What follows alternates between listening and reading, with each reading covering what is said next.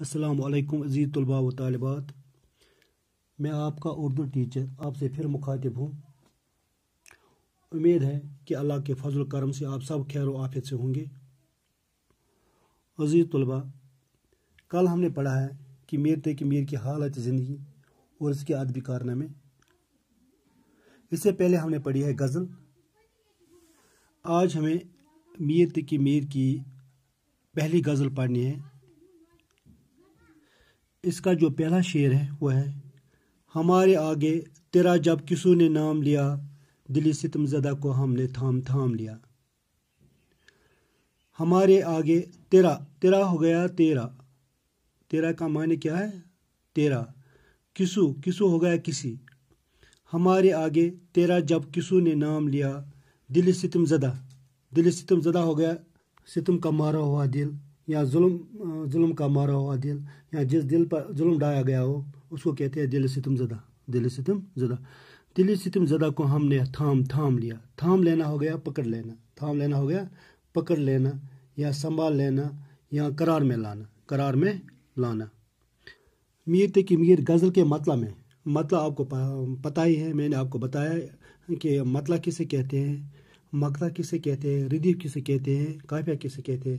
غزل کا پہلا شعر جس کے دونوں مصرع ہم قافیہ ہم ردیف ہوں مطلب کہلاتا ہے۔ یہ غزل کا مطلب ہے۔ میر تقی میر غزل کے مطلب میں محبوب کے عشق کی دعائی دے کر کہتا ہے: ہمارے آگے تیرا جب کسوں نے نام لیا، دل ستم زدہ کو ہم نے تھام لیا۔ کہ جب بھی میرے سامنے کسی نے میرے محبوب کا نام لیا تو مجھے اس کے وہ ستم یاد آ گئے، وہ مظالم یاد آ گئے، وہ مصائب، وہ دکھ درد یاد آ گئے، وہ مظالم، وہ مصائب، وہ دکھ درد یاد آ گئے جو محبوب کے عشق کی وجہ سے مجھے ملے، اس کی عشق میں مجھے جھیلنے پڑے، اس کا نام سنتے ہی دل ستم زدہ کو ہم نے تھام لیا۔ اس کا نام سنتے ہی میرے دل میں ہلچل ہوتی ہے، میرا دل بے چین اور بے قرار ہوتا ہے، پھر بڑی مشکل سے میں اپنے ستم زدہ دل پر قابو پاتا ہوں اور اس کو قرار میں لاتا ہوں۔ پھر سے سنیے، میر تقی میر اس شعر میں فرماتے ہیں: جب بھی میرے سامنے کسی نے میرے محبوب کا نام لیا تو مجھے اس کے وہ ستم یاد آ گئے، مجھے اس کے وہ مظالم یاد آ گئے، وہ مسائل و دکھ درد یاد آ گئے جو اس کی عشق میں مجھے جھیلنے پڑے، جو اس کی عشق میں مجھے ملے، جو اس کی عشق کی وجہ سے مجھے ملے۔ اس کا نام سنتے ہی میرے دل میں ہلچل ہوتی ہے، میرا دل بے چین اور بے قرار ہوتا ہے، پھر بڑی مشکل سے میں اپنے ستم زدہ دل پر قابو پاتا ہوں اور اس کو قرار میں لاتا ہوں۔ اس کا جو اگلا شعر ہے وہ کج روش نہ ملا راستی میں مجھ سے کبو، نہ سیدھی طرح سے ان نے میرا سلام لیا۔ وہ کج روش ہو گیا بے وفا، کج روش کیا ہو گیا؟ بے وفا، یا ٹیڑھی چال چلنے والا، یا ٹیڑھی راہ چلنے والا۔ وہ کج روش نے ملا راستی میں مجھ سے کبو، راستی ہو گیا سیدھے طریقے سے، اخلاق سے، یا دیانتداری سے، سچائی سے۔ وہ کج روش نے ملا راستے میں مجھ سے کبو ہو گیا کبھی، کیا ہو گیا؟ کبھی۔ نہ سیدھی طرح سے ان نے میرا سلام لیا۔ میر اس شعر میں فرماتے ہیں، یعنی میر اس شعر میں اپنے محبوب کی بے رخی کا ذکر کر کے فرماتا ہے۔ کیا فرماتا ہے؟ وہ کج روش نے ملا راستے میں مجھ سے کبو، نہ سیدھی طرح سے ان نے میرا سلام لیا۔ میرے اس بے وفا اور مغرور محبوب نے مجھ سے ہمیشہ برا سلوک کیا، وہ کبھی بھی مجھ سے اچھی طرح سے پیش نہیں آیا۔ اس کی بے رخی کا یہ عالم ہے کہ جب کبھی بھی ہمارا آمنا سامنا ہوا، جب کبھی بھی ہماری ملاقات ہوئی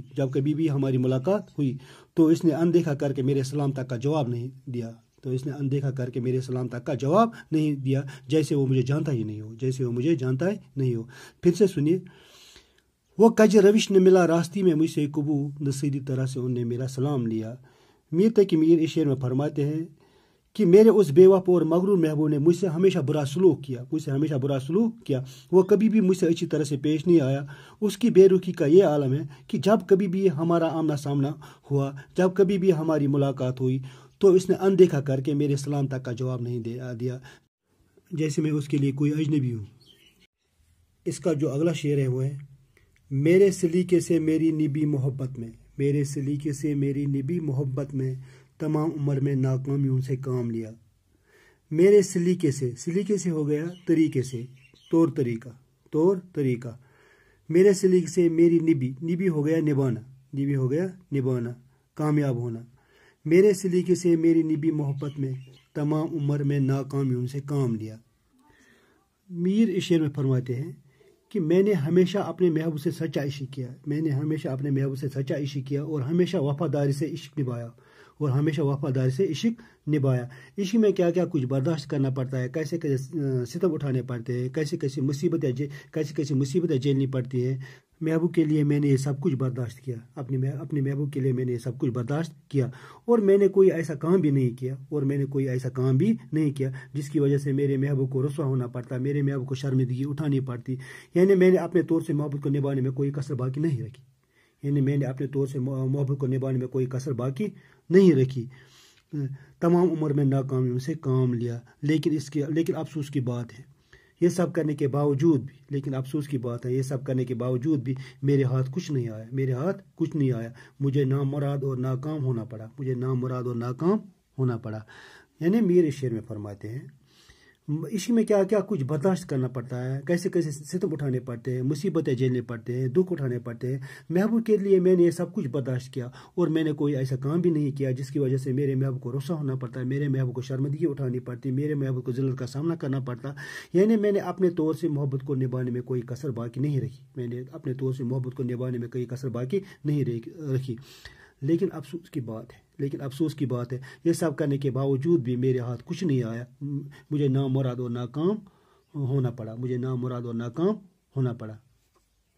और इसका जो आखिरी शेर है वो है अगरचे गोशा गजीन हूँ मैं शायरों में मीर, पह मेरे शेर ने रोए ज़मीन तमाम लिया। गोशा गजीन हो गया तन्हा पसंद या अकेला रहने वाला या तनाई में रहने वाला। अगरचे गोशा गजीन हूँ मैं शायरों में मीर, पह मेरे शेर ने रोए ज़मीन तमाम।